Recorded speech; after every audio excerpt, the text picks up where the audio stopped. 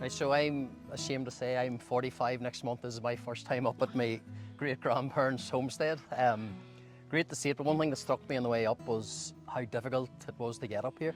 And you're sort of thinking what it would have been like. Now, it's lovely on a day like this in the middle of July, but what it would have been like in December, January, February. Another thing, I was talking to my own boys about this, my youngest in particular, trying to explain who it was, and this was his great-granny, would it be right in saying that? And first thing he noticed was she was out with no shoes on, which was very difficult for him to relate to or understand. I suppose we have questions about who the two... I'm not sure whether it's my father and Maureen or Eddie and Maureen. There was Eddie, Maureen, and my father was born first. Old Packie went away to America for a few years, and then whenever he come back again, there was a second part of the family.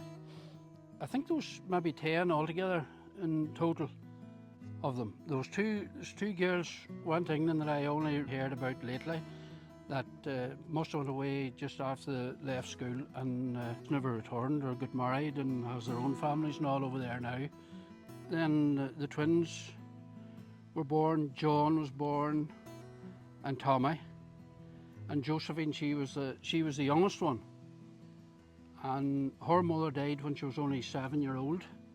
After the mother died, that she remembers getting the first communion dress dyed so that she could go out to Maureen and Dimpna in America.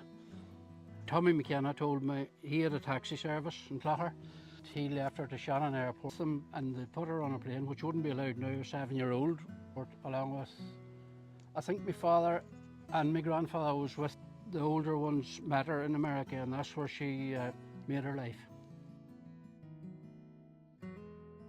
This is the same place here now where all them outhouses were in a line there. They're obviously down now, but the thatched roof on it, and it seemed to be in fair good shape because the doors and everything were all closed on it.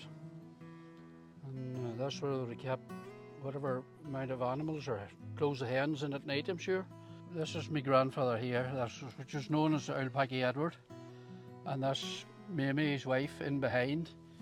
This is a creeler for donkeys for taking in the turf. I remember my father saying that before they went to school, they had to go out to the bog for an hour, and as soon as they come home from school, they were back to the bog again in the evening.